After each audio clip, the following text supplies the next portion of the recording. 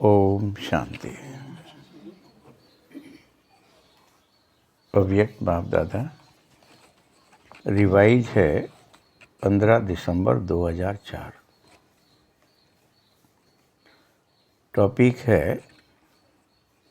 बाप दादा की विशेष आशा, हर एक बच्चा दुआएं दे और दुआएं ले।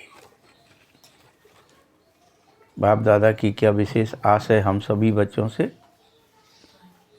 दुआएं दे और दुआएं ले। ये भगवान को आस है हमसे। आज बाप दादा चारों ओर के अपने बेफिक्र बादशाहों की सभा को देख रहे हैं।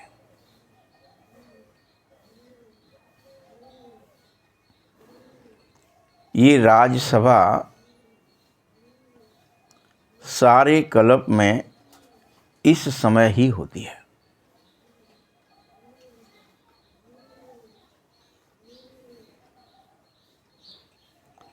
रूहानी फकुर में रहते हो, इसीलिए बेफिक्र बादशाह हो।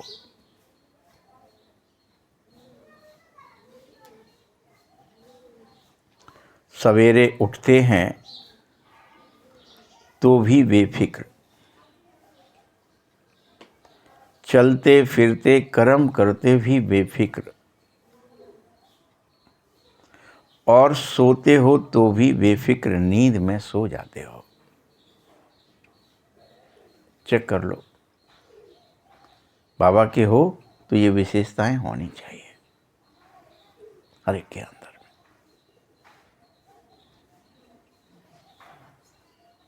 क्योंकि तुम क्या कर रहे हो? रूहानी फकुर में हो और उठते चलते फिरते सोते में भी बेफिक्र।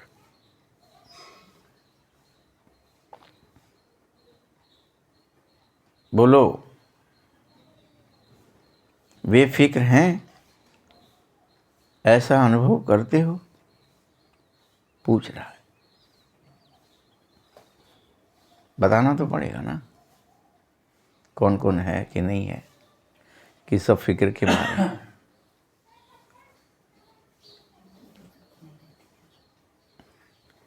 बन गए हो या बन रहे हो,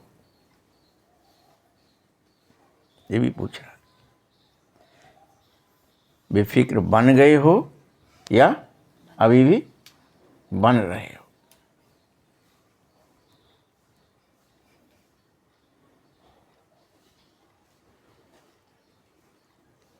बेफिक्र बादशाह हो, स्वराज्य अधिकारी हो, इन कर्मेंद्रियों के ऊपर राज्य करने वाले अर्थात स्वराज्य अधिकारी हो। क्या हो? नहीं बताओगे कोई भी कुछ? हाँ, स्थिति अप डाउन होती है, कभी होता भी है कभी नहीं भी है, ये स्थिति होती है। भैया जी कोई नहीं बता रहा, न बहन है न भाई।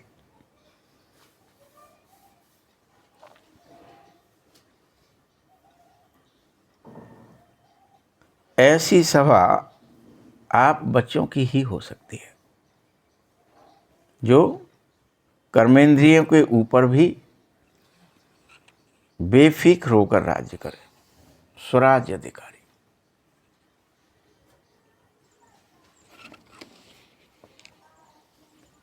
कोई फिक्र है क्या? बोलो, है कोई फिक्र?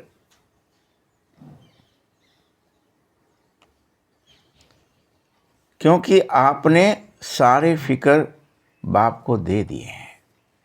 बेफिक्र हो गए होगे। दिए हैं नहीं दिए, चेक करो।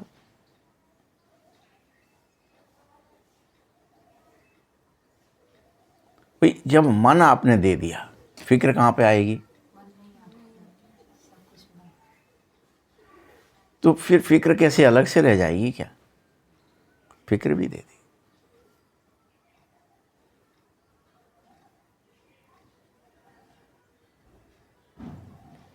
बताओ, सारे बोझ उतर गए हैं ना।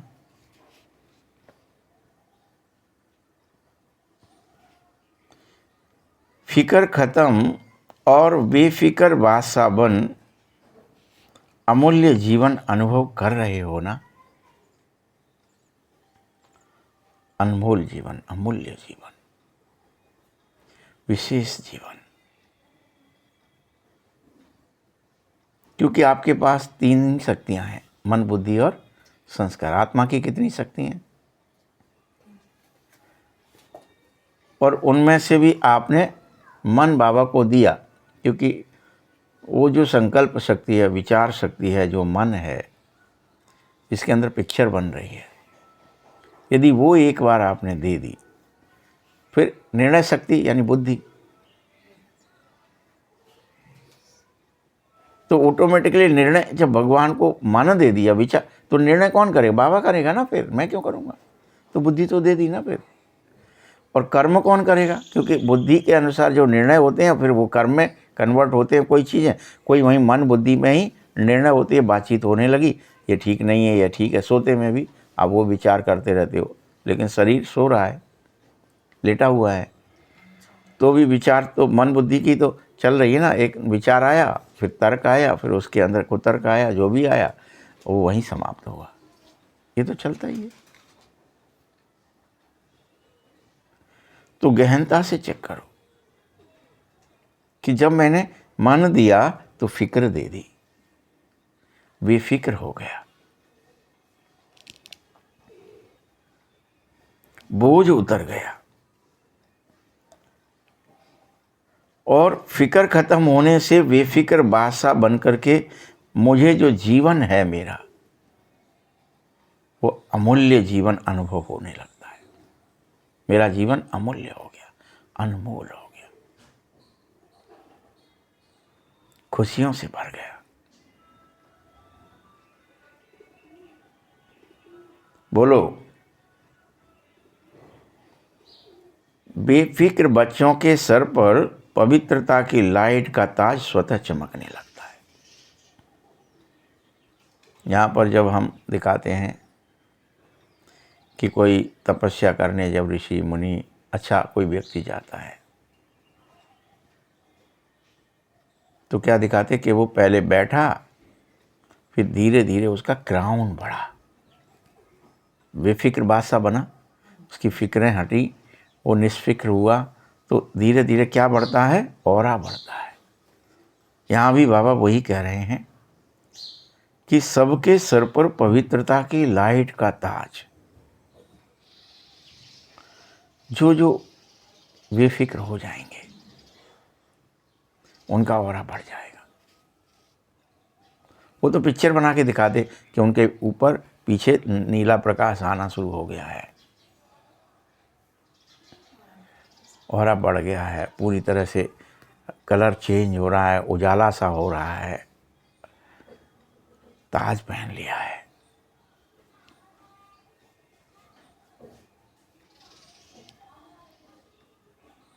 बेफिक्र के ऊपर सहज ही लाइट का ताज बन जाता है।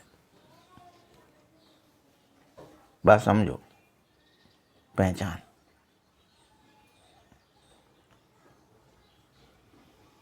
अगर कोई फिक्र करोगे या कोई बोझ अपने ऊपर लेके चलोगे, हाय इसका क्या होगा, हाय उसका क्या होगा,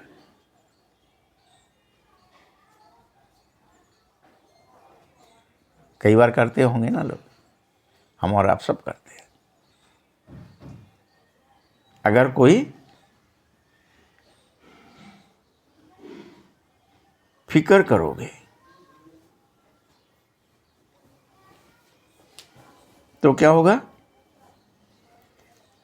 कोई बोझ अपने ऊपर उठा के चलोगे तो मालूम है सर पर क्या आ जाता है? एक टोकरा आ जाता है।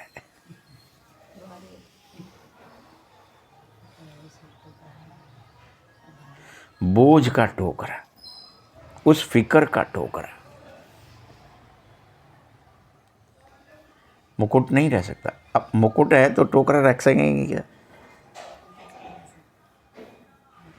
ताज पे टोकरा कैसे रखा जाएगा? यानी ताज हटाना पड़ेगा, टोकरा तभी रखा जाएगा।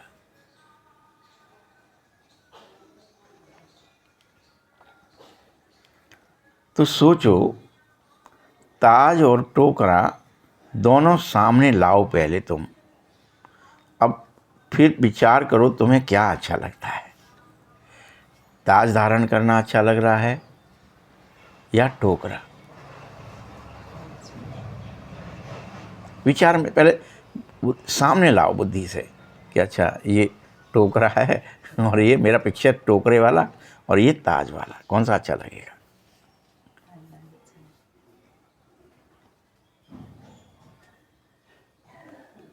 बोलो टीचर्स, तुम बोलो क्या अच्छा लगता है?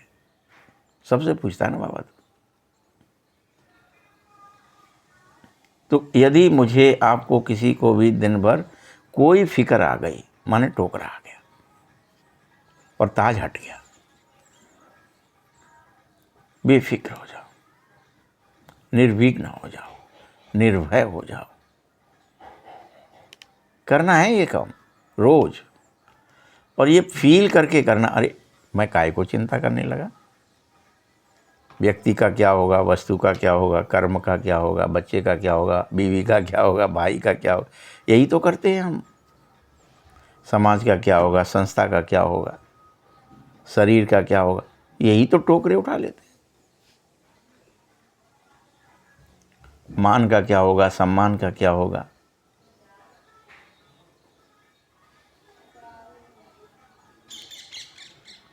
बोलो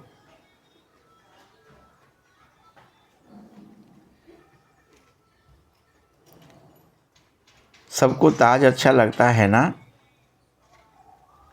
तो इसके लिए तुम बच्चों को समस्त कर्मेंद्रियों के ऊपर राज्य करने वाले बादशाह बन के ही रहना पड़ेगा। बादशाही तो ताज पहनता है। कोई कर्मेंद्रियां धोखा ना दे दे, सबके ऊपर बादशाह बनो, 10 इंद्रियों के, चाहे वो ज्ञानेंद्रिय हो या कर्मेंद्रिय, सभी इंद्रियों के ऊपर।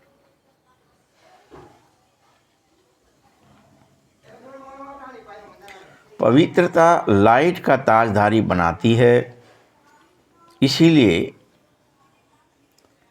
आपके जड़ चित्रों में अभी भी डबल ताज ही दिखाया जाता है।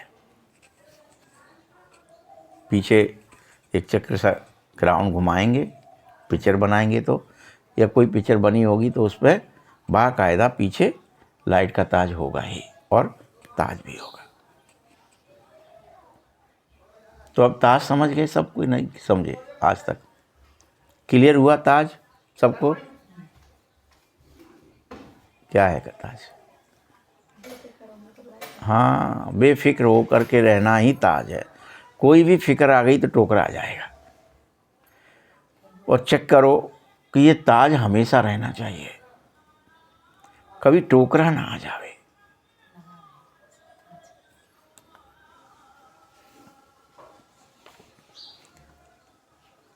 द्वापर से लेकर भी बादशाह तो बहुत बार बने, राजे तो बहुत बार बने, लेकिन डबल ताजधारी कोई भी नहीं बन पाया। फिर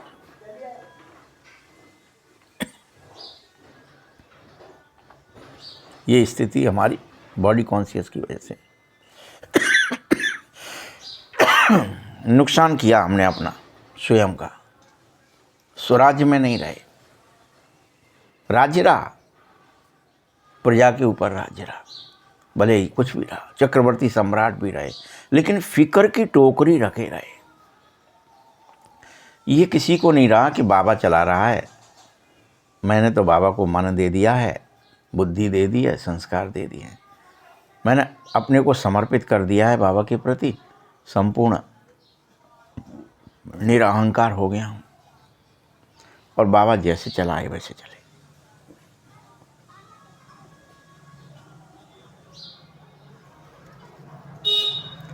द्वापर से बेफिक्र बादशाह स्वराज्य अधिकारी भी कोई नहीं बना। जानते हो ऐसा क्यों हुआ? पवित्रता की शक्ति खत्म हो गई। कर्मेंद्रिय जीत भी नहीं बन पाए इस कारण से, और माया जीत भी नहीं बन पाए। माया ने तुम्हारे को क्या कर दिया? पवित्रता की शक्ति छीन ली। इससे दो नुकसान हुए, माया तुम पर हावी हो गई और इंद्रियां भी तुम पर हावी हो गई। वो राजा बन के बैठ गई। यही वो अधिकार है जो इंद्र अर्थात मन, इंद्र कौन है? कर्मेंद्रियों का राजा है। सभी देवताओं का इंद्रियां कौन है? देवता हैं। इंद्रिय द्वार झरोका नाना, जहाँ तहाँ बैठे सुर करता ना। तो सुर देवताएं कहाँ बैठते हैं? इंद्रियों पर बैठते हैं। तो इंद्रियों का राजा मन है। अब मन, हमारे मन के ऊपर फिक्र इंद्रियों का राज्य होने लगा, तो कहते हैं हम कि वो पाताल लोक से कौन आया? दैत्य आया और बैठ गया कहाँ? इंद्र का सिंहासन छीन लिया, पवित्रता छीन गई और उस दैत्य का अर्थात अपवित्रता का शासन हो गया। कितना सिंपल है। और कर्मेंद्रिय जीत की जगह कर्मेंद्रियों पर विजय नहीं पाई, कर्मेंद्रियां ही राजा बन गई। कभी किसी की तलब है, कभी किसी की तलब है। तो जीव को तलब से, आँखों को तलब है देखने की, कानों को तलब है सुनने की, मुंह को तलब है बोलने की। सब इंद्रियां जो है राजा बनने के लिए होड़ लग गई, हम बनेंगे हम बनेंगे।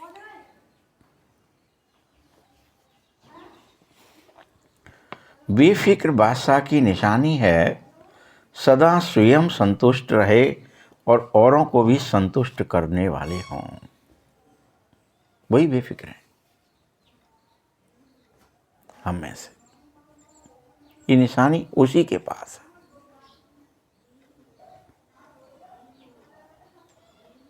कभी भी कोई अप्राप्ति है ही नहीं। बाप मिला तो सब मिला। आप पवित्र हैं, आप मन बाबा को दे चुके हैं, बस बाबा जाने।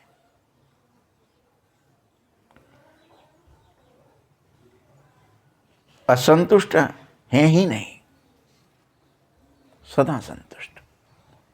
जो हुआ अच्छा हुआ, जो हो रहा है अच्छा हो रहा है, जो होगा अच्छा ही होगा। मैं क्यों फिक्र की टोकरी रखूं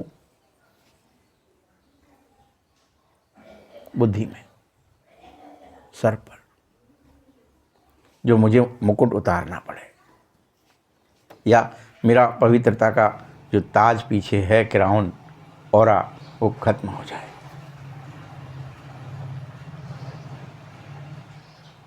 जहां अप्राप्ति है वहां असंतुष्टता है, इसीलिए अप्राप्ति है। ये मूल सिद्धांत समझो। हम असंतुष्ट हुए किसी भी चीज, हम संतुष्ट ही नहीं है। धन से संतुष्ट नहीं है, तन से संतुष्ट नहीं है, मन से संतुष्ट नहीं है, वाणी से संतुष्ट नहीं है, कर्म से संतुष्ट नहीं है। कुछ भी कर लो, कुछ भी खा लो, कुछ भी पहन लो, संतुष्ट ही नहीं है। कितना ही अच्छा सुन लो, कितना ही अच्छा बोल दो, संतुष्टि नहीं है। तो जहां असंतुष्टता है वहीं अप्राप्ति, वो कुछ मिला नहीं, और चाहिए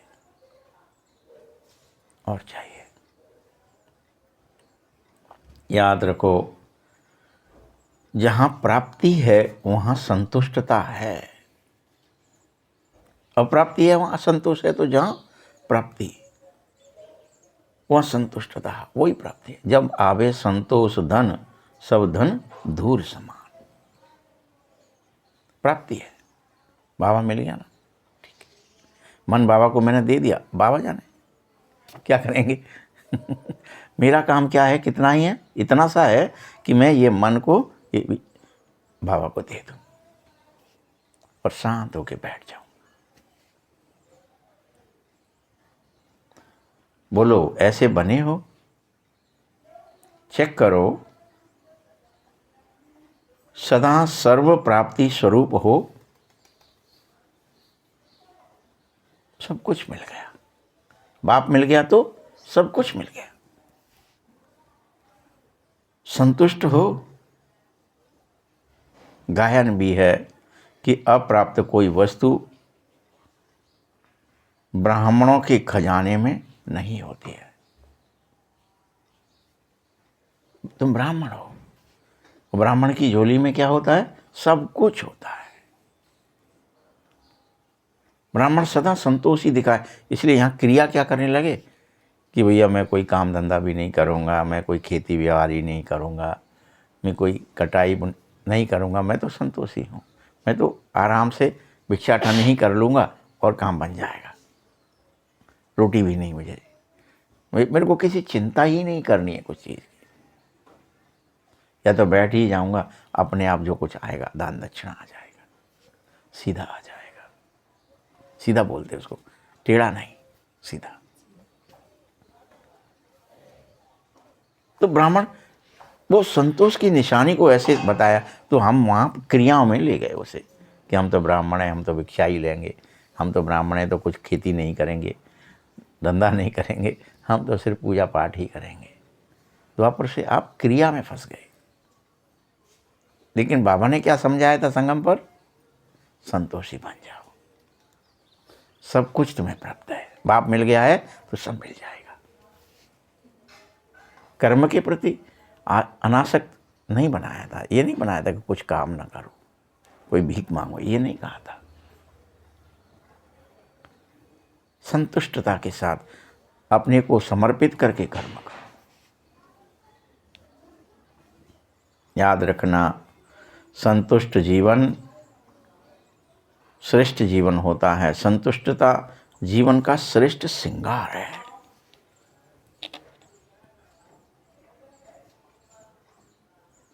श्रेष्ठ वैल्यू है।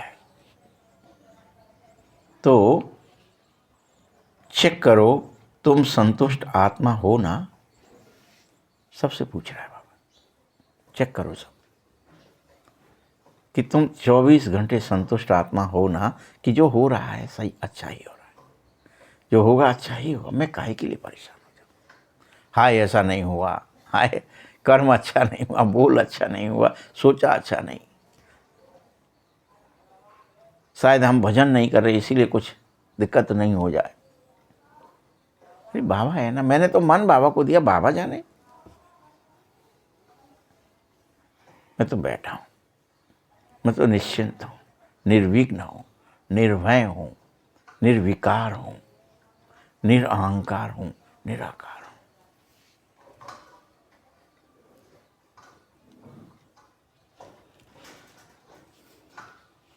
बाप दादा ऐसे बेफिक्र बादशाह बच्चों को देख करके बहुत खुश हो जाता है। भगवान को क्या अच्छे लगते हैं? फिक्रवान के बेफिक्र, बेफिक्र ही अच्छे लगते हैं। तो बाबा हमें देख, बेफिक्रों को देख खुश है, फिक्र वालों को देख खुश नहीं है, चिंतित को देख खुश नहीं है, निश्चिंत। और कहता है, वाह मेरे बेफिक्र बादशाह, वाह वाह वाह। तो बोलो, तुम वाह वाह हो ना? हाथ उठाओ जो बेफिक्र हैं। बेफिक्र जानते हो कौन? जिन्हें कोई फिक्र आती ही नहीं है, जिन्हें कोई, हाँ,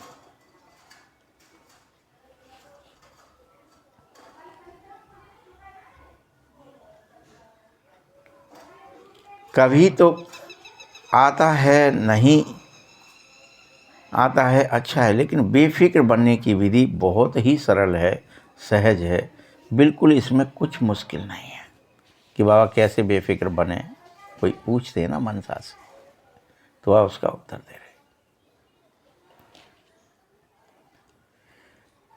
बेफिक्र बनने का सबसे सरल फॉर्मूला है, एक शब्द की मात्रा का ही बस अंतर है। और वो क्या अंतर है जानते हो? एक काम करना है, मेरे में तेरे, सिर्फ माँ को ता में बदलना है।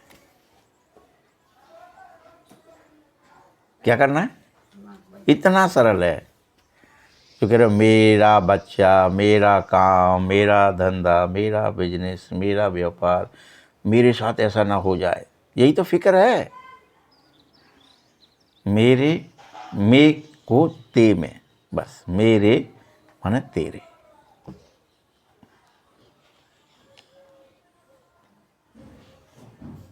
तो हिंदी में मेरा भी लिखो और तेरा भी लिखो तो क्या फ़र्क होगा, चेक करो। मैं और ते का ही है ना, लेकिन फ़र्क इतना हो जाता है, अब आप सो मेरे मेरे वाले हो गए हो या तेरे तेरे वाले हो, ये चेक करो। पूछ रहा है सबसे, क्या हो आप? मेरे मेरे वाले हो या तेरे तेरे वाले? मेरे को तेरे में परिवर्तन कर लिया, बस इतने से सब हो जाएगा।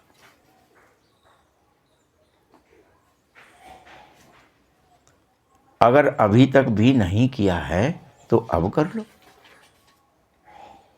भाई जिस दिन तक तुम्हें पता नहीं था क्या करें क्या करें, कैसे फिक्र मिटे, कैसे बेफिक्र हों, कैसे चिंता मिटे, कैसे दुख मिटे, तो अब कर लो।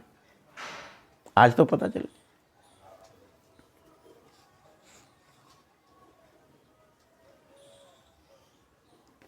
जो कोई भी बच्चे मेरे मेरे अर्थात करने वाले होते हैं वह दास बनने वाले होते हैं।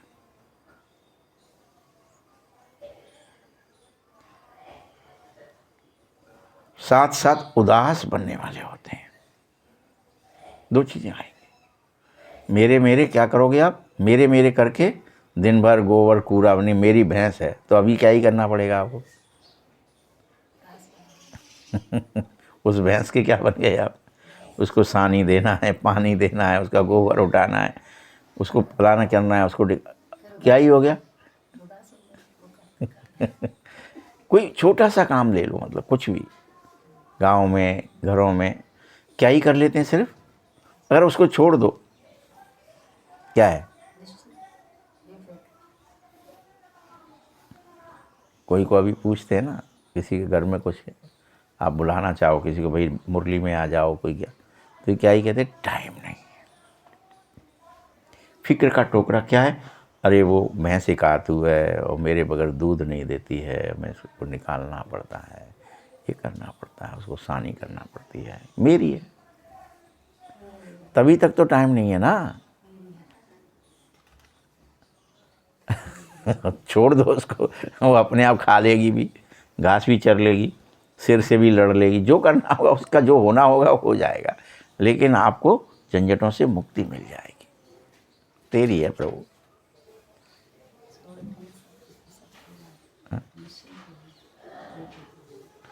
तो क्या करती है माया? मेरा मेरा वाले को दास बनते हैं, उदास होते हैं और फिर माया के दास बन जाते हैं।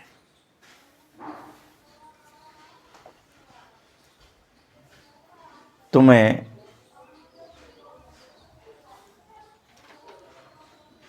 उदास होना ही पड़ेगा, उदासी अर्थात माया के दास ही बनना पड़ेगा। तो चेक करो कि माया जी तो हो या माया के दास। चेक करो माया कहाँ से आ गई? सिर्फ मैं और मोर तोरता माया, मेरे तेरे में माया है।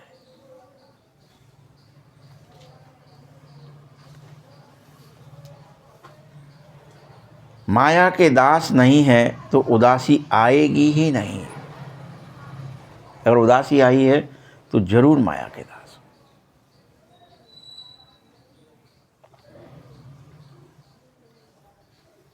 कभी कभी टेस्ट भी कर लिया करो।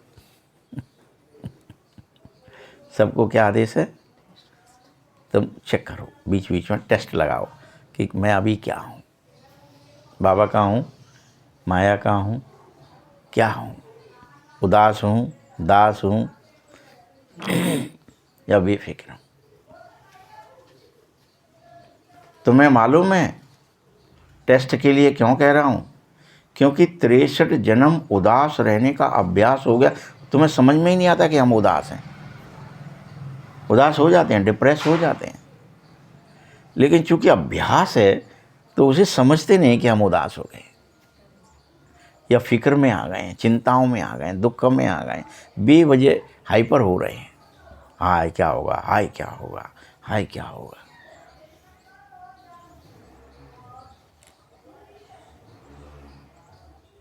कभी कभी वह उदास रहने की प्रवृत्ति इमर्ज हो जाती है अभी भी, ब्राह्मण होने पर भी, क्योंकि अनेक जन्मों का अभ्यास है और तुम्हें पता ही नहीं चलता कि हम मेरे में घुस गए, हम बेफिक्र की जगह फिक्रबान बन गए, चिंतित हो गए। इसीलिए बाप दादा ने कहा है, क्या कहा? हर एक बच्चा मेरा बेफिक्र बादशाह है। बाप दादा तो बाबा को पता है कि ये कहीं ना कहीं कोई फिक्र में घुस सकता है, तो वो अपना कह रहा है मेरा है, और सब का सब मेरा बच्चा एक एक कैसा है, सबके सब कैसे हो, बेफिक्र बादशाह हो। बाबा नहीं कहता कोई फिक्रवान हो। जैसे ही बेफिक्र हुए तो फिर से आपका क्राउन आ जाएगा, फिर से और प्रकाश नीला या सफ़ेद आ जाएगा, काला नहीं रहेगा किसी का भी, और लाइट हो जाएगी, क्राउन प्रिंस बन जाओगे, और फिर बेफिक्र बादशाही का ताज, इंद्रियों के ऊपर विजय मिलेगी, ताज हो जाएगी, डबल ताजदारी। मेरे सब बच्चे अगर अभी भी इतना समझाने पर भी कहीं कोने में कोई फिक्र बची हो तो मुझे दे दो। बाबा क्या कह रहा है? झाड़ के पहुँच के कहीं किसी कोने में ढूंढो, किस चीज़ की फिक्र है अभी? शरीर की है, रिश्तों की है, नातों की है, कर्मों की है, भोगों की है, किसकी फिक्र है अभी भी? मरने की है कि जीने की है, किसकी है? कोई फिक्र हो, कैरियर की है, किसकी तो होगी।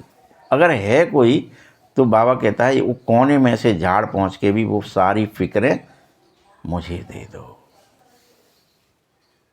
लेकिन खुद बेफिक्र बन जाओ। अब इतना तैयार है बाबा। पहले चेक करो कोना कोना कहाँ पड़ी है कोई फिक्र। मेरे को क्यों ही उदास हो रहा हूँ, क्यों उदास बनना चाहता हूँ माया का। तुम अपने पास बोझ किस चीज का रखते हो और क्यों रखते हो? लदे क्यों रहना चाहते हो, गधे क्यों बनना चाहते हो?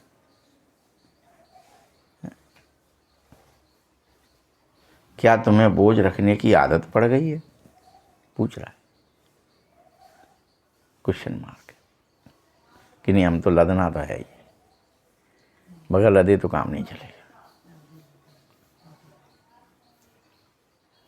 बाबा जब कहता है बोझ मेरे को दे दो और आप हल्के हो जाओ, लाइट हो जाओ,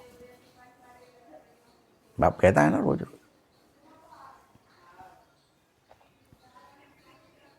फिर डबल लाइट हो जाओ।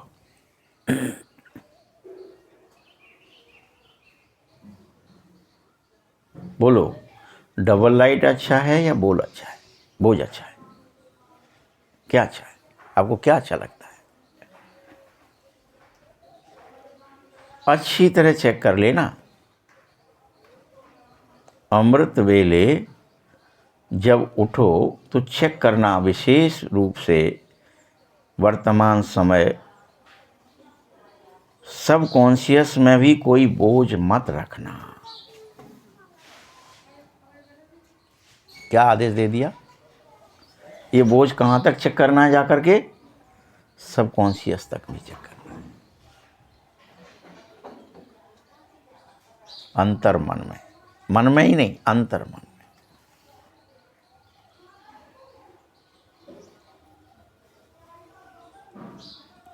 क्योंकि सबकॉन्शियस में अगर बोझ होगा तो सपने में आएगा। जितने सपने आएंगे ना, चाहे वो भय के आ रहे हैं, चिंता के आ रहे हैं, दौड़ने के, भागने के, कर्म के आ रहे हैं, विचार कोई गंदे आ रहे हैं, दुख के आ रहे हैं, अशांति के, तो मतलब सबकॉन्शियस में बोझ है। और सबकॉन्शियस तो क्या, सपने में भी बोझ का अनुभव तुम्हें अब नहीं करना चाहिए, ये आदेश है।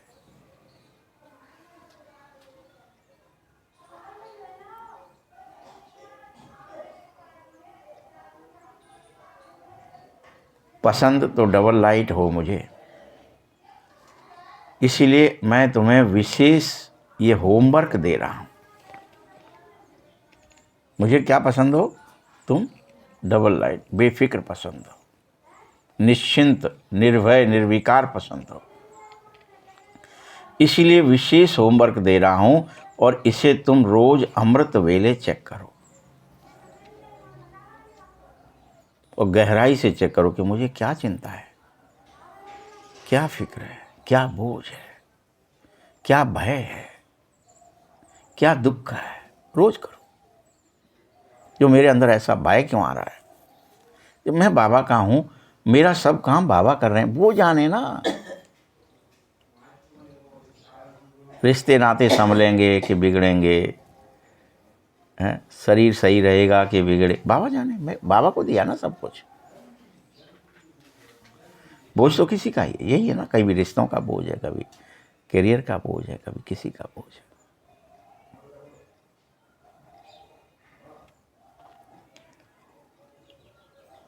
बोलो बच्चे, चेक करना तो आता है। चेक करने के साथ सिर्फ चेक नहीं करना है कि अच्छा मैंने चेक कर लिया, हाँ वहाँ कोने में फलानी चिंता पड़ी हुई है, दुख पड़ा है, अशांति पड़ी है, टेंशन पड़ा है। क्या करो? चेंज कर दो। क्या आना चाहिए आपको? ट्रिक, चेंज करना। और कैसे करोगे? ये तो मैंने पहले ही बताया कि मेरे को तेरे में चेंज कर दो। करना कितना है? कि वो किसका कचरा है, वो किसकी चिंता है, वो किसका दुख है, वो किसकी जिम्मेदारी है? बाबा की कि मेरी? कोई आपको याद क्या आता है? कचरा, जिम्मेदारी याद आती है। और बच्चों के प्रति मेरा ये कर्तव्य है, फलाने के प्रति मेरा वो कर्तव्य है, समाज के प्रति ये है, कर्म के, शरीर के प्रति ये है। ये तो बाबा का है, तो किसका हो गया? मेरा कुछ नहीं है। अब यहाँ हम इसलिए कहानियाँ सुनते थे कि नरसी ने वो कर दिया, मेरे चिंता है, मेरी चिंता किसको दे दी? तेरे को दे दी प्रभु। अब तुम जानो बात भरा जाए कि ना भरा जाए। ये चिट्ठी आ गई है, ये पत्री आ गई है, ये फलाना आ गया। तो ऐसे जिसने दी वो ज्ञानी है कि भगत है? बताइए आप, क्या कहेंगे? वो ज्ञानी है ना। फिर जो जानता है, जो बेफिक्र है, वही तो ज्ञानी है। हम यहाँ ये सोच, अरे वो तो भगत था, इसलिए भगवान तो वो जो जानता है मेरे को तेरे में बदलना है। उसने ये नहीं कहा कभी पूरी कहानी में कि मेरी बेटी है, मुझे बात देना है, मेरी जिम्मेदारी है, हाय अब क्या होगा, मैं गरीब हूँ। कहा क्या? मैं दरिद्री हूँ, मैं दुखी हूँ, मैं ये हूँ, मैं वो। कुछ चिंता करी? वो जाने, तेरा है प्रभु, तू जाने। चिट्ठी भी तेरे को रखी है, तेरी है, बस। वो उस युक्ति को जानता, इसलिए उसके काम बाबा आया। कोई भी हो जाए हम में से, चाहे वो द्रौपदी की बात हो कि वो जब तक मेरा कहती रही, मेरा पति, मेरा भाई, मेरा राजा, मेरा गुरु, मेरा ससुर बचाएगा, बचा क्या? लाज किसकी है? मेरी है, तब तक नहीं बचेगी। लाज तेरी है, तू बचा तो बचा। तो 1 मिनट में बच गई। गज और ग्राह की कहानी को लो, कोई भी तेरा है तो मेरे को तेरे में चेंज करना, मेरा तेरा हो जाए, चेक करो, चेंज करो। ये नहीं कि सिर्फ चेक कर लिया, चेंज नहीं करा। बोझ है, ये बोझ है, ये बोझ है, और चेक करके और मर गए, इतना बोझ है, इतने किलो है, इतना कुंटल है, इतना पर्वत के बराबर है। क्यों भाई? दिखाया ना, पर्वत के बराबर बोझ था, इसलिए दिखाते हैं। वहाँ कलयुग का पहाड़ भगवान ने उठाया, और कैसे उठाया? तेरे में परिवर्तन करके। सबने कह दिया तेरी शरण में आए, तो सबको शरण मिल गई।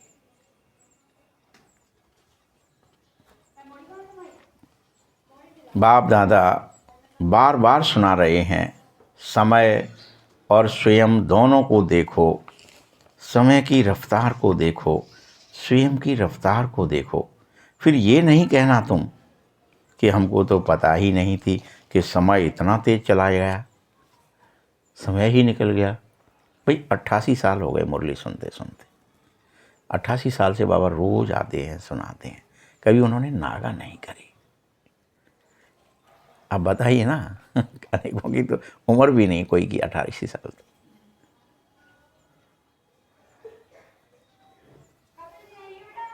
और तब से रोज लगातार मुरली चली जा रही है, यही कि बेफिक्र बादशाह बन जाओ, मुझे बोझ सारे मुझे दे दो। और हम सुन सुन के भी नहीं करना पाते, करना नहीं चाहते, या हमें उसमें फिक्र में आनंद आ रहा है। आहा, जैसे कोई को नशेल चीज को नशा आता है ना, हाँ हाँ फिक्र जरा और करते हैं, आज तो बहुत अच्छी फिक्र आई, आज तो बड़ा नशा आया फिक्र का, आज तो बड़ी चिंता हो गई, अब बड़ा दुख हो गया, मजा आ गया। ऐसा हो रहा है क्या? जो हम उस लत को छोड़ना नहीं चाहते।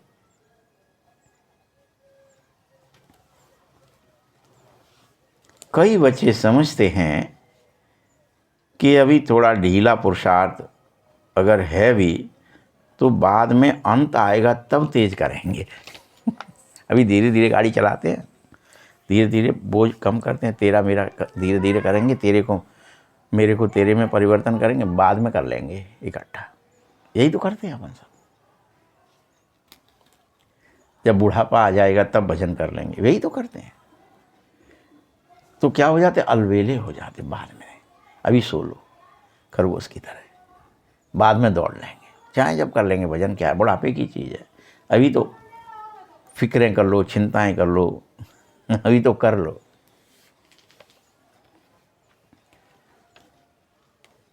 समय की रफ्तार को देखो, स्वयं की रफ्तार को भी देखो। फिर ये नहीं कहना है कि रफ्तार अब तेज करने पर भी अंत में पहुंच ही नहीं पाएंगे। जैसे क्रिकेट खेलने वाला कोई सोचे कि चौका छक्का बाद में लगाएंगे जब मौका, फिर तो लास्ट में तो सब ये लोग थक जाएंगे, तब मैं चौके छक्के लगाऊंगा। तो लगाते, जब मौका मिलता है तभी लग जाता है। जब तो ही तो जीतते हैं भाई। हर बॉल पे कोशिश करो कि लगे, तो हो पाएगा, तो जीत पाओ।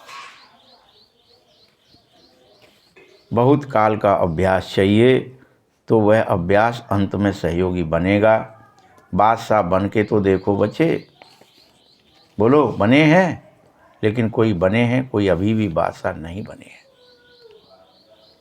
चल रहे हैं, सोचते कर रहे हैं, संपन्न हो जाएंगे, डॉट डॉट डॉट डॉट,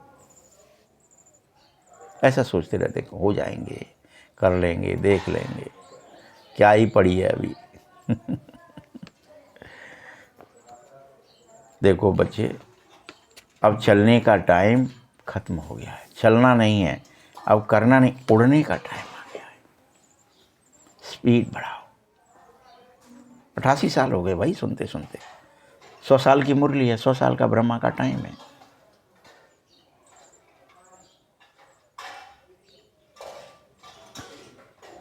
बारह साल बचे, उतने में सतयुग आना है। फिर आप रह जाएंगे, आपकी छानबीन होगी तो पता चला कि आपके पास तो डबल ताज की जगह ही नहीं है। आपने तो बोझ के टोकरे रखे हुए हैं, यही पाप की टोकरी है, कोई और नहीं है। फिक्र, चिंताएं,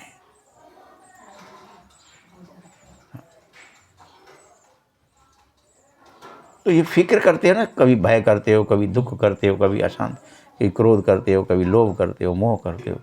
किस कारण करते हो? फिक्र है कि कहीं मैं मर न जाऊं, कहीं मेरा कोई, मैं भूखों ना मर जाऊं।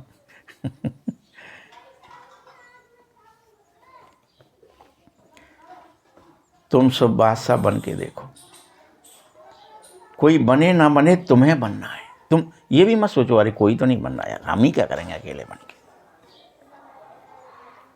कोई तो कोई पुरुषार्थ नहीं करा, सभी तो मुरली सुन रहे हैं, ऐसे ही सुनते हैं चले जाते हैं, कोई तो नहीं करता है। क्या कह रहे हैं बाबा? कोई बने ना बने, तुम्हें बनना है। चलना है, करना है, नहीं उड़ना है। अभी उड़ने की रफ्तार चाहिए, तो उसके लिए, उड़ने के लिए क्या चाहिए? पहले पंख चाहिए, तभी तो उड़ोगे। और वो पंख होते हैं उमंग, उत्साह और हिम्मत के पंख। उमंग भी चाहिए, उत्साह भी चाहिए, तो हिम्मत भी चाहिए, साहस कि मैं उड़ सकता हूँ, मैं फरिश्ता बन सकता हूँ, मैं देवता बन सकता हूँ, मैं कलप कलप बनाऊँ। क्या बड़ी चीज़ है। बस इतना ही तो करना है, मेरे को तेरे में ही तो बदलना है।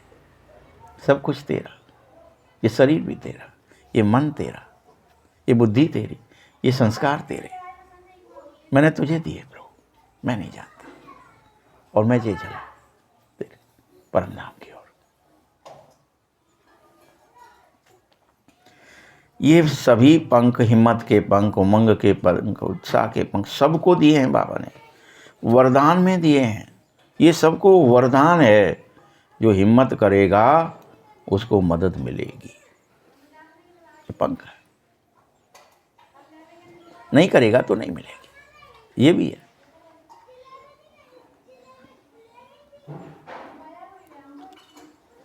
याद रखना, हिम्मत का अगर तुमने एक कदम मेरी तरफ किया तो 1000 कदम बाप की मदद तुम तक पहुंच जाएगी। 1000 कदम। क्या भाई धीरे धीरे चल रही है इसलिए सो रहे हैं क्या? तो तेज तेज चिल्लाने से जरूरी है।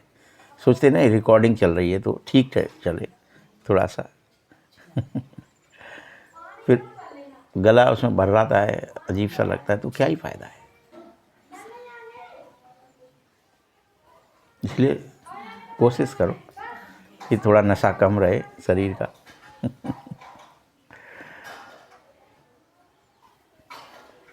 प्यार वाले बनो, क्योंकि बाप का तुम बच्चों से दिल से प्यार है। बाबा तुमसे दिल से प्यार करता है और चाहता है कि मैं तुम्हारी मेहनत देख नहीं सकता। तुम बार बार बोझ उठाते हो, टोकरा उठा लेते हो, बाबा को ये पसंद नहीं है कि तुम मेहनत करें। मैं चाहता हूँ मोहब्बत में रहो, सारी मेहनतें समाप्त हो जाएं। क्या चाहते हैं बाबा? मोहब्बत में रहो, प्यार करो, बाबा की बात मान लो। बाबा से प्यार होगा तो ही तो मानोगे। मेहनत अच्छी नहीं लगती है, थक गए होंगे ना तुम, 63 जन्म मेहनत करते करते, भटकते भटकते थक गए हो। बाबा ने अपनी मोहब्बत से भटकने के बजाय तुम बच्चों को 3 तख्त का मालिक बना दिया है। 3 तख्त जानते हो? तख्त निवासी हो। एक है अकाल तख्त नसीब, बाप दादा के दिल तख्त नसीब, और भविष्य राज्य, विश्व राज्य के तख्त नसीब। 3 तख्त दे रहा हूं। बस मोहब्बत में रहो, भटकने के बजाय इन 3 तख्तों के मोहब्बत में भटको मत, मोहब्बत से मालिक बन जाओ।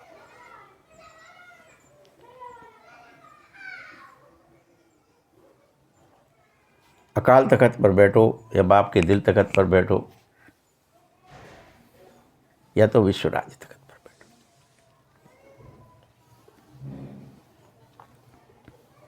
बाप दादा सब बच्चों को यही चाहता है, मेरा हर एक बच्चा तख्त नशीन रहे, कोई न कोई तख्त पर बैठ जाए, चाहे अकाल तख्त पर ही बैठ जाए, मेरे दिल तख्त पर नहीं बैठ रहा है तो, लेकिन बैठ जाए, राजा बने, नौकर नहीं, प्रजा नहीं, चाकर नहीं, माया का गुलाम नहीं, बोझिल नहीं, मेरे बच्चे हो। हर माँ बाप क्या चाहते हैं, मेरा बच्चा कैसा हो, अच्छा हो, सुखी हो, निर्विघ्न हो, निश्चल हो, निर्विकार हो, सब चाहते हैं। वैसे बाबा भी चाहते हैं। ऐसे परमात्मा दिल तख्त सारे कल्प में क्या तुम अनुभव नहीं कर सकेंगे, पूछ रहा है। बोलो, क्या समझते हो पांडव, बादशाह हो, तख्त तो नहीं छोड़ोगे? क्या धरत पर ये धर्म न छोड़िए, तख्त मत छोड़िए, कुछ भी हो जाए चाहे।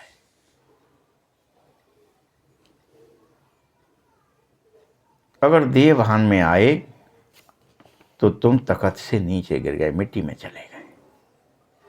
देह भान क्या है, मिट्टी है।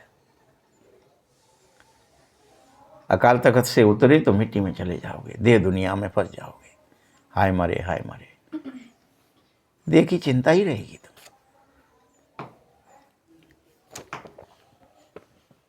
और तख्त पर बैठोगे तो बादशाह बने रहोगे। बाप दादा सभी बच्चों के पुरुषार्थ का चार्ट चेक कर रहे हैं। 4 ही सब्जेक्ट हैं, 4 सब्जेक्ट में कौन कौन कहाँ पहुँचा है। तो बाबा ने हर बच्चे का चार्ट चेक किया कि बाप दादा ने जो भी खजाने दिए हैं वह सभी खजाने तुमने कहाँ तक जमा किए, कहाँ तक बाबा की बात मानी। तुम्हारे अंतःकरण में देख रहा है, झांक रहा है बाबा, तुम्हारी कॉपी चेक कर रहा है कि 88 साल से पढ़ा रहा हूँ, कुछ तो हुआ होगा परिवर्तन। जमा का खाता चेक किया मैंने, बाबा ने क्या जमा करवाया तुम्हें, ज्ञान का धन जमा करवाया, पुण्य का खाता जमा करवाया, चेक कर रहा है वो सारे खाते। क्योंकि खजाने बाबा ने सबको एक जैसे दिए थे, एक जितना दिए थे।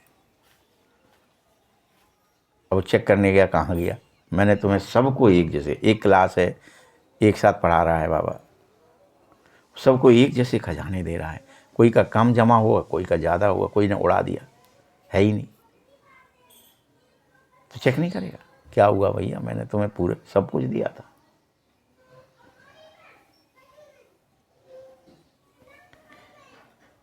कोई को कम, कोई को ज़्यादा दिया ही नहीं, लेकिन खजाने जमा होने की क्या निशानी है। खजाने का तो मालूम ही है ना, सबसे बड़ा खजाना क्या है, श्रेष्ठ संकल्प का खजाना, ये सबसे बड़ा खजाना है।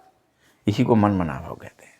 मन में श्रेष्ठ संकल्प करो, शुभ विचार, शुभ भावनाएं।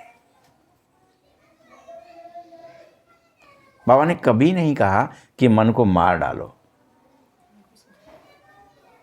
नहीं कहा कभी, क्योंकि वो आत्मा की शक्ति है, मर नहीं सकता, अमर है।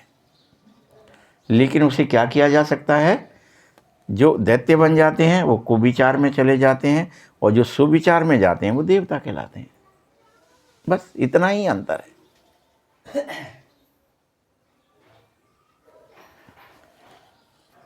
तो वर्तमान समय बहुत बड़ा खजाना है, क्योंकि वर्तमान समय में जो कुछ प्राप्त करना चाहें, जो वरदान लेने चाहें, जितना अपने को श्रेष्ठ बनाना चाहें, उतना सब बना सकते हो। अभी नहीं तो कभी नहीं।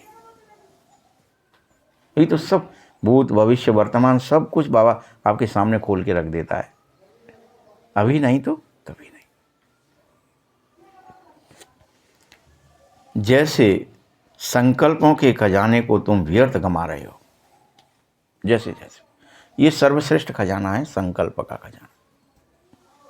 और जितना इसे व्यर्थ में चलाओगे, चले जा रहे हैं संकल्प, सोते में, जगते में, खाते में, पीते में, वो श्रेष्ठ नहीं हो पा रहे अगर, तो उतना ही प्राप्तियों को भी गंवा रहे हो। यानी तुम्हारे को कुछ प्राप्त नहीं हो रहा है, प्राप्तियां जा रही हैं नाले में। कोई अमृत टपका रहा हो और आप उसे बहा दें, पिए नहीं, तो गलती किसकी है? कि उसकी कीमत ही नहीं समझ रहा। कोई कहीं आपको धन धान्य दे रहा हो, कुछ दे रहा हो, और आप उसे यूं ही जुआ में उड़ा दें, तो गलती किसकी है? फिर आप दुखी होकर रोएं, यार मेरे पास धन ही नहीं बचा है। तो यही हालत हमारे श्रेष्ठ संकल्पों के खजाने का होता है। हम श्रेष्ठ संकल्पों को यूं ही बहा देते हैं, करते ही नहीं, व्यर्थ में चले जाते। संकल्प का खजाना समय, इसी तरह से दूसरा खजाना है समय का खजाना।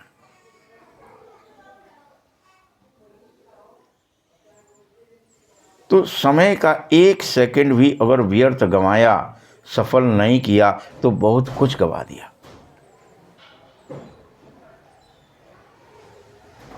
प्रतिदिन उतनी ही सेकंड है, न कम हो सकती है न ज़्यादा, और सबके पास उतनी ही है। 24 घंटे प्रतिदिन सबके पास हैं। तो कोई के पास ये नहीं 23 थे मेरे पास, तो मेरे पास मेरे हिस्से में बांटने में, जैसे जब आप कोई ताश की गड्डी खेलते हो तो 13 पत्ते 4 लोगों को बांटे जाते हैं, फिक्स। कम ज़्यादा करते क्या? 13 बांट दो, 13 13 13 13 बांट दिए 4 जगह, 52 पत्ते होते, 52 बट गए। न कम है न ज़्यादा, फिर भी कोई हारता है, कोई जीतता है, होता है ना ऐसा। यहाँ भी बाबा कहता है समय सबको दिया, किसी ने सफल किया, किसी ने व्यर्थ गंवा दिया।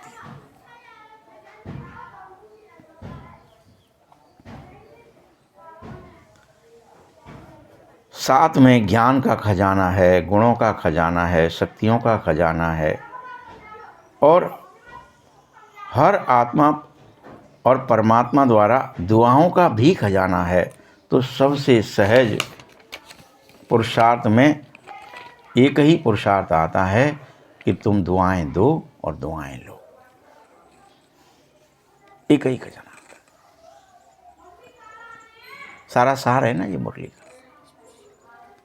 क्या करें, कैसे बचाएं समय को, श्वासों को और संकल्पों को।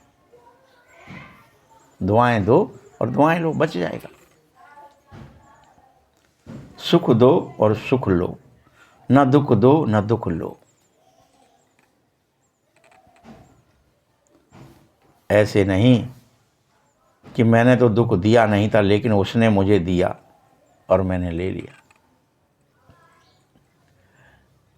मैं क्या करूं? भाई ने दिया, बहन ने दिया, पत्नी ने दिया, पति ने दिया, बेटे ने दिया, बेटी ने दिया, पड़ोसी ने दिया, रिश्तेदार ने दिया, इसलिए मैंने ले लिया। लेना नहीं है, न देना है न लेना है। दुख न देना है न लेना है। दुआएं दो, सुख ही दो और सुख ही लो। दुआएं दो, दुआएं ही लो। याद है इस।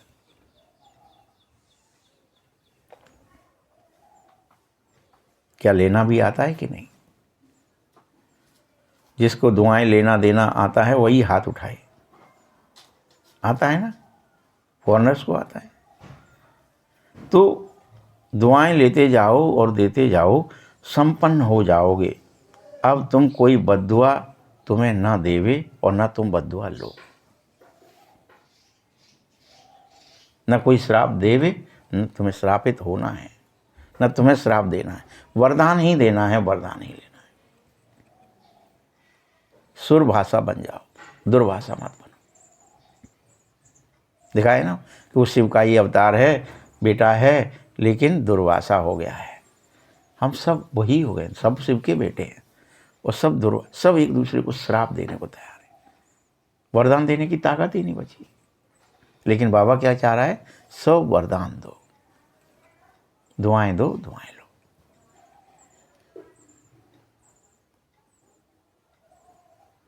अगर बद्दुआ मानो ले लिया आपने, तो आपके अंदर पवित्रता नहीं रहेगी,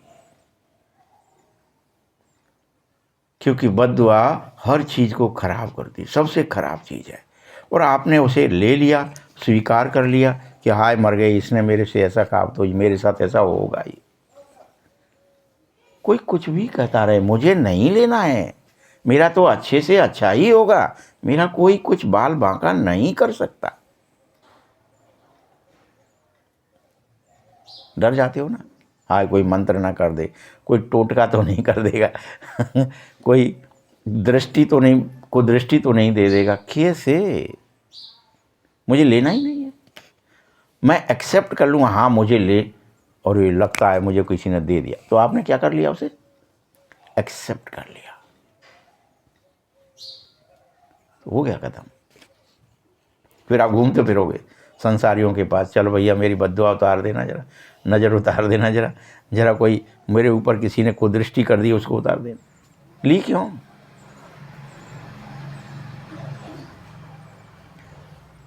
याद रख लेना, अंदर में अगर स्वीकार कर लिया, अंदर स्वच्छ नहीं रहेंगे। स्वीकार करने से तुम ही सब स्वतः स्वीकार कर लेते हो, जानबूझ करके भूल जाते हो कि मुझे स्वीकार नहीं करना था। ना दुख ना शांति, कोई बुरी चीज़ मुझे स्वीकार ही नहीं करनी, मेरे साथ तो अच्छा ही होगा। अगर तुम्हारे अंदर जरा भी डिफेक्ट रह गया तो तुम परफेक्ट नहीं बन सकोगे, ये याद रखो। अगर खराब चीज़ कोई देवे तो आप क्या ले लेते हो? कोई बहुत सुंदर फल है लेकिन आपको खराब हुआ दे देवे, फल तो बढ़िया है, फिर ले लेंगे? नहीं लेंगे ना, क्योंकि अच्छा है तो चलो दिया तो ले लो। कभी भी कोई बद्दुआ दे तो याद रखना, आप उसे अपने मन के अंदर किसी भी रूप में धारण मत करना। कोई कितना ही दे, झड़ा देना तुरंत, इसके कहने से क्या होता है, मेरे साथ तो बाबा है और कहीं आपने कहा उसने ऐसा कह दिया है, हाय अब क्या होगा, तो वो घटित हो जाएगा। कट कर दो तुरंत। क्या कह रहे हैं बाबा? मन में अंदर धारणा नहीं कर लेना। समझ में आता है कि ये बद्दुआ है, लेकिन बद्दुआ अंदर धारणा नहीं करो, नहीं तो तुम्हारे अंदर रियल में डिफेक्ट हो जाएगा। तो अभी थोड़े दिन पुराने वर्ष में अपने दिल में ये दृढ़ संकल्प कर लो कि अब मुझे किसी की भी बद्दुआ मन में है तो उसे निकाल दो, और मैं दुआ ही दूंगा, दुआ ही लूँगा। मंजूर है? पसंद है? यही करना है तुम्हें। दिन भर ग्राउंड बनाओ और उसके अंदर ठहरो। कोई भी मुझ में अंदर प्रवेश ही नहीं कर सकता। तुमने अपने राम को अपना बाण चलाने के लिए कह दिया, कोई कितनी हड्डियां डाले, पीप डाले मांस डाले, खून डाले, उन्होंने क्या कर दिया? स्वदर्शन चला दिया और वो सब गल के खत्म हो गया। यज्ञ विध्वंस हुई? नहीं हुई, निर्विघ्न हो गई, चलती रही, और उनका बुराइयों को बाण से मार दिया और नष्ट कर दिया। हम वही हैं। बोलो पसंद है? कुछ भी हो जाए, कुछ भी, लेकिन मुझे दुआ ही लेनी है और दुआ ही देनी है। बद्दुआ ना लेनी है ना देनी है। ऐसे नहीं कि लाओ उसने बुरा किया तो मैं भी करता हूँ, वो करेगा ही नहीं मेरे प्रति, कुछ भी करे मुझे लेना ही नहीं है, बाण लेना ही नहीं है। स्नेही सहयोगी जो आज आए हैं वह हाथ उठाएं।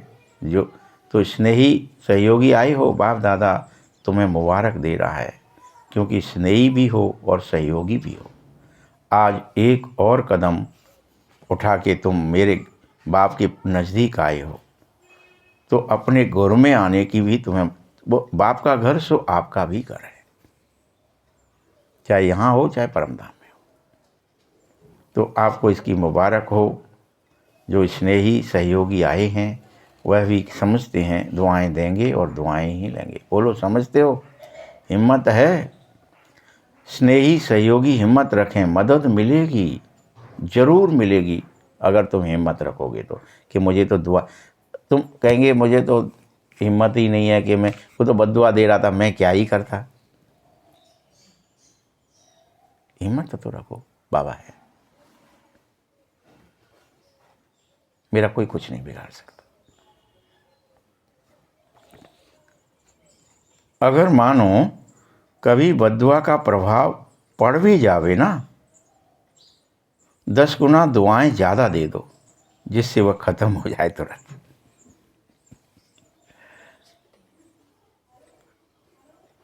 एक बद्दुआ के प्रभाव को 10 गुना दुआएं देकर हल्का कर दो, फिर तुम्हें अवश्य हिम्मत आ जाएगी और तुम्हारा कोई नुकसान भी नहीं होगा।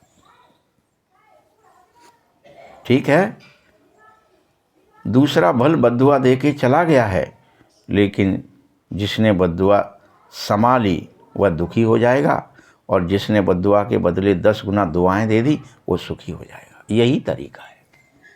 अगर आपको किसी दिन लग भी जाए कि आज तो बद्दुआ मैंने ले ली जाने अनजाने, हार गलती से उठ गया, हाथ में आ गया, जैसे कहते हैं ना सांप छछूंदर वाला खेल हो गया, छछूंदर उसने मुंह में दे ही ली, तो अब क्या करें? उगलता है तो भी अंधा हो जाएगा, निकलता है तो मर ही जाएगा, तो अब क्या ही करूं?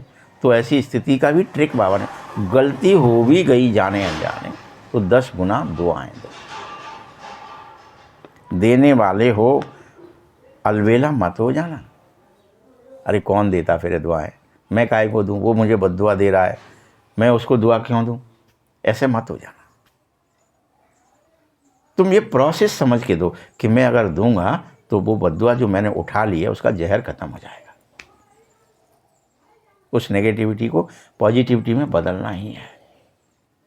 बाप दादा आज अपने दिल की विशेष आशा तुमसे सुना, मुझे ये आस है मेरे बच्चा एक एक दुआएं देगा, दुआएं। सब बच्चों के प्रति, एक एक बच्चे के प्रति, चाहे देश विदेश कहीं भी हो, सहयोगी हो, प्रेमी हो, सबको परिचय मिल जाए। जब परिचय मिला तो परिचय से प्राप्ति भी करनी है। एक ही आशा है, हर बच्चा दुआएं देता रहे, दुआओं को खजाना जमा करता रहे। जितना जमा कर सको उतना करो। इस समय निजी जितनी दुआएं इकट्ठी करोगे, जमा करोगे, उतना ही आप भविष्य में पूज्य बनोगे और आत्माओं को दुआएं दे सकोगे। सिर्फ अभी दुआएं आपको नहीं देनी है, द्वापर से लेके ऐसा मत सोचना दुआएं सिर्फ अभी देनी, द्वापर से लेके फिर तुम्हारे ये जड़ चित्र बनेंगे, वो अभी भक्तों को दुआएं देंगे। तो इतना दुआओं का स्टॉक जमा कर लो कि पूरे कल्प चल सके, इतनी इकट्ठी करो। राजा बच्चे हो ना, बाप दादा हर बच्चे को राजा बच्चा देख रहा है, कम नहीं देखता है। अच्छा,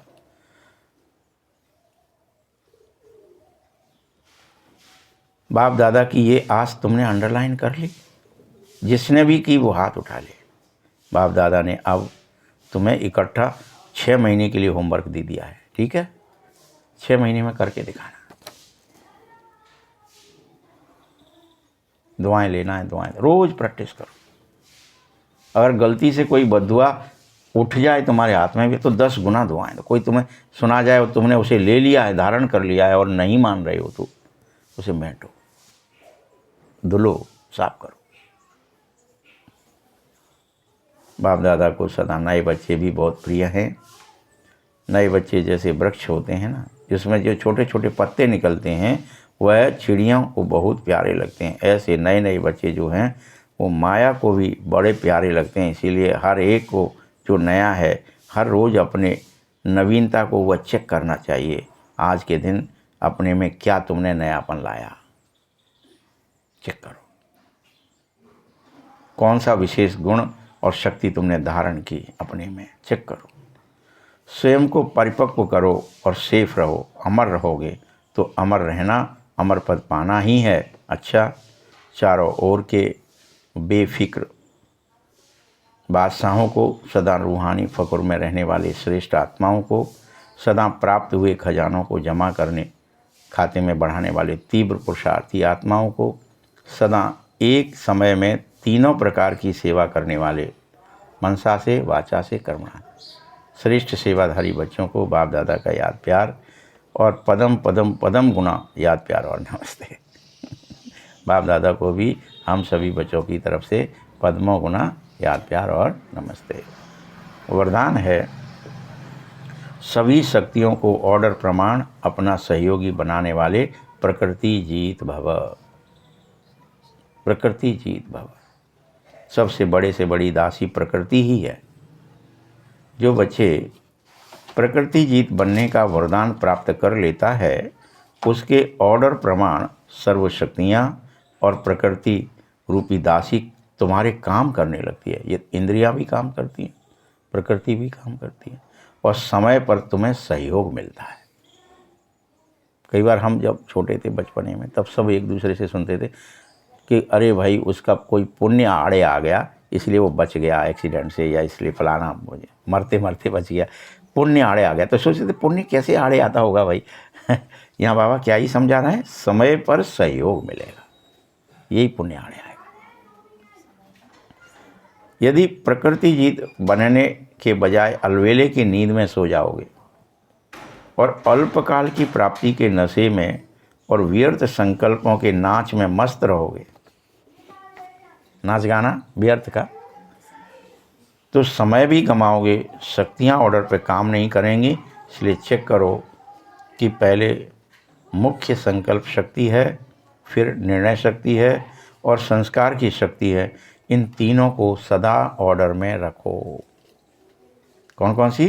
संकल्प शक्ति, निर्णय शक्ति और संस्कार की शक्ति। संकल्प शक्ति माने मन, निर्णय शक्ति माने बुद्धि और संस्कार की शक्ति माने संस्कार।